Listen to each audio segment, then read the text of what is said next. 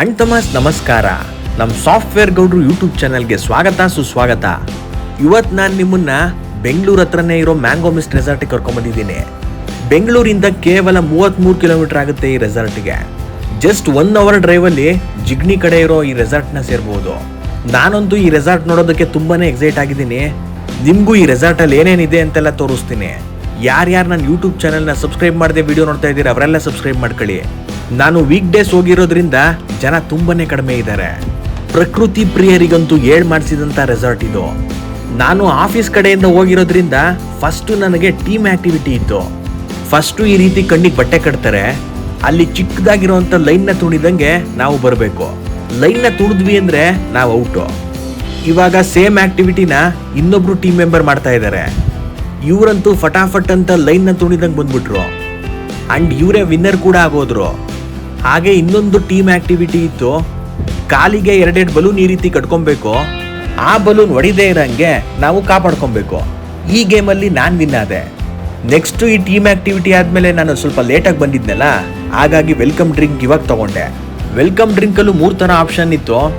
Water ಮೆಲನ್ನು, pineapple ಮತ್ತು mango flavoured drink ಇತ್ತು.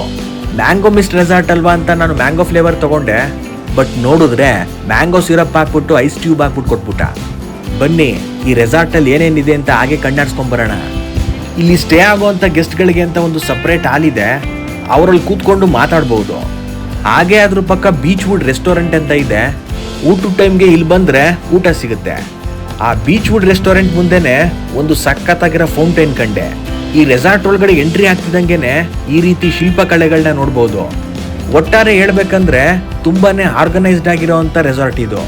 ಊಟದ ಟೈಮ್ಗೆ ಊಟ ರೆಡಿ ಇರುತ್ತೆ, ತಿಂಡಿ ಟೈಮ್ಗೆ ತಿಂಡಿ ರೆಡಿ ಇರುತ್ತೆ, ಸ್ನ್ಯಾಕ್ಸ್ ಟೈಮ್ಗೆ ಸ್ನ್ಯಾಕ್ಸ್ ಕೂಡ ರೆಡಿ ಇರುತ್ತೆ. ಇಲ್ಲಿ ನಾನು ಇನ್ನೊಂದೇನು ಅಬ್ಸರ್ವ್ ಮಾಡಿದ್ನಪ್ಪ ಅಂದರೆ ಸ್ಟಾರ್ಟರ್ಸು ಕೂಡ ಅನ್ಲಿಮಿಟೆಡ್, ಎಷ್ಟಾದ್ರೂ ತಿನ್ಬೋದು. ಹಾಗೇನೆ ಮೈನ್ ಕೋರ್ಸು ಅಷ್ಟೇ, ಎಷ್ಟಾದರೂ ಊಟ ಮಾಡ್ಬೋದು, ಯಾರು ಕೇಳೋರಿಲ್ಲ.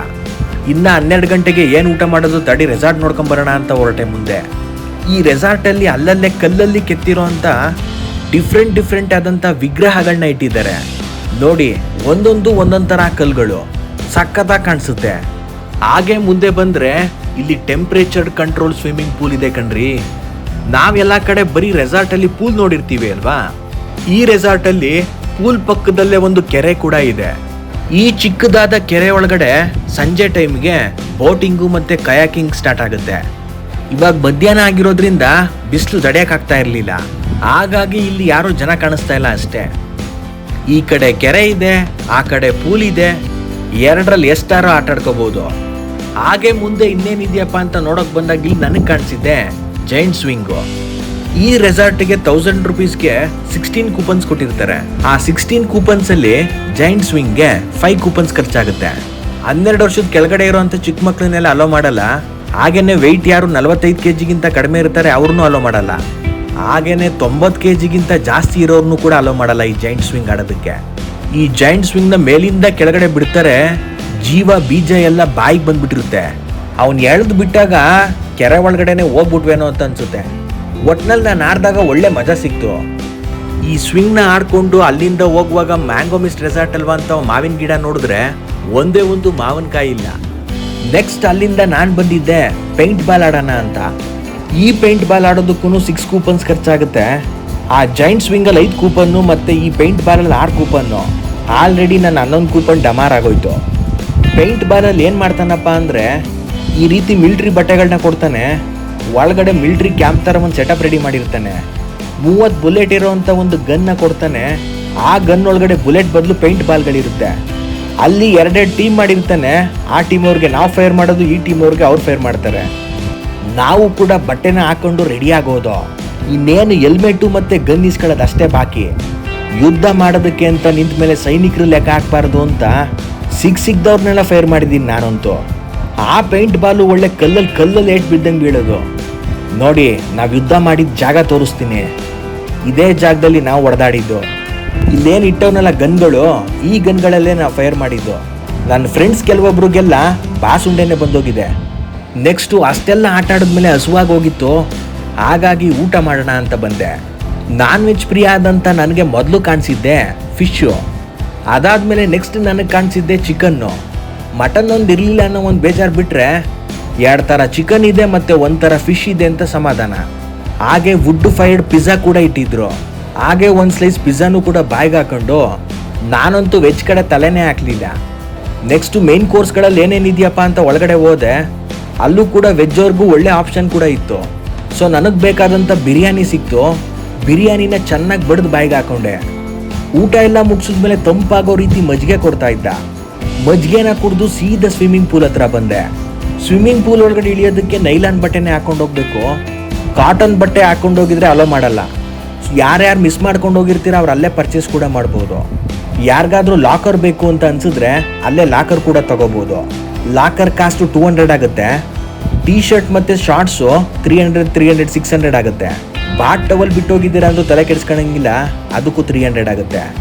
ಆವಾಗಲೇ ತೋರಿಸಿದ್ನಲ್ಲ ಸ್ವಿಂಗು, ಹಿಂದೆ ಒಂದು ಜನ್ರೇಟ್ರಿಗೆ ಹಾಕ್ಬಿಟ್ಟು ಎಳ್ಕೊಂಡು ಹೋಗ್ತಾನೆ ಮೇಲ್ಗಡೆಗೆ, ಅಲ್ಲಿಂದ ಬಿಡುತ್ತಾನೆ.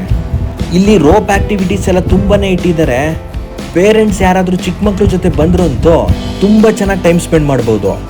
ನಾವು ರೋಪ್ ಆ್ಯಕ್ಟಿವಿಟೀಸ್ ಮತ್ತು ಕಯಾಕಿಂಗ್ ಮಾಡಬೇಕು ಅಂದರೆ ಈ ಕೌಂಟರಲ್ಲಿ ರಿಜಿಸ್ಟರ್ ಮಾಡಿಸ್ಬೇಕು. ಏನಾದರೂ ಹೆಚ್ಚು ಕಡಿಮೆ ಆದರೆ ನಾವೇ ಜವಾಬ್ದಾರಿ ಅಂತ. ನಾನು ರಿಜಿಸ್ಟರ್ ಮಾಡಿಸಿ ಜಿಪ್ಲೈನ್ ಆಡಿದೆ. ಏನು ಅಷ್ಟೇನು ಮಜಾ ಬರಲಿಲ್ಲ. ಏನು ಒಳ್ಳೆ ನಮ್ಮ ಜರ್ಕಿನ್ ಜಿಪ್ ಥರ ಸ್ವಯಂ ಅಂತ ತೊಗೊಂಡೋಗಿ ಇಳಿಸ್ಬಿಟ್ಟ. ಜಿಪ್ಲೈನ್ ಅಂದರೆ ಒಂಚೂರು ಉದ್ದ ಇರಬಾರ್ದ. ನೆಕ್ಸ್ಟ್ ಹಾಗೆ ನಾನು ಹುಡುಕ್ತಾ ಮುಂದೆ ಬಂದಾಗ ನನಗೆ ಸಿಕ್ಕಿದ್ದೆ ಈ ಬುಲ್ ರೈಡು. ಈ ಬುಲ್ ರೈಡ್ ಆಡೋದಕ್ಕೆ 2 ಕೂಪನ್ಸು. ಈ ಬುಲ್ ರೈಡು ಏನು ತೆಗೆದು ಒಗ್ದು ಬಿಸಾಕ್ತು. ಸ್ವಂಟ ಮೈಕೈ ನೋವೆಲ್ಲ ಈ ಬುಲ್ಲಿಂದನೇ ಬಂತು.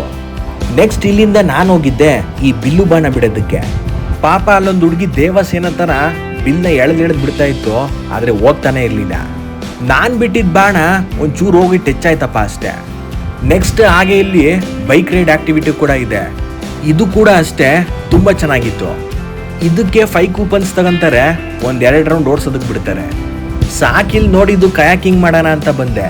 ಕೈಗೆ ಸೀಲ್ ಹಾಕಿ ಒಳಗಡೆ ಬಿಡ್ತಾ ಇದ್ರು. ಕಯಾಕಿಂಗ್ ಮಾಡೋಣ ಅಂತ ಬಂದು ಸುಮ್ಮನೆ ಬೋರ್ಡ್ ತಗೊಂಡ್ಬಿಟ್ಟೆ. ಕಯಾಕಿಂಗ್ ಒಂದ್ಸಲ ಮಾಡಿ ಭುಜ ನೋವು ಒತ್ಕೊಂಡಿತ್ತು, ಹಾಗಾಗಿ ಬೋರ್ಡ್ ತಗೊಂಡೆ. ಈ ಬೋರ್ಡ್ ತಗೊಂಡ್ರೆ ಫುಲ್ ತೊಡೆನೋ ಒತ್ಕತೈತೆ. ಈ ಬೋಟಲ್ಲಿ ಇಲ್ಲೇನು ಕಾಣಿಸ್ತಿದೆಯಲ್ಲ ಲಿವರು, ಇದನ್ನ ಲೆಫ್ಟ್ ಸೈಡಿಗೆ ತಿರ್ಸಿದ್ರೆ ಬೋಟು ರೈಟ್ ಸೈಡ್ಗೆ ಹೋಗುತ್ತೆ, ರೈಟ್ ಸೈಡಿಗೆ ತಿರ್ಸಿದ್ರೆ ಬೋಟು ಲೆಫ್ಟ್ ಸೈಡ್ಗೆ ಹೋಗುತ್ತೆ. ಏನು ತುಣಿದು ಸಾಕಾಗೋಯ್ತಪ್ಪ. ಆಮೇಲೆ ಅಂದ್ಕೊಂಡೆ ಕಯಾಕಿಂಗ್ ತಗೊಂಡಿದ್ರೆ ಆಗ್ತಿತ್ತಲ್ಲ ಅಂತ.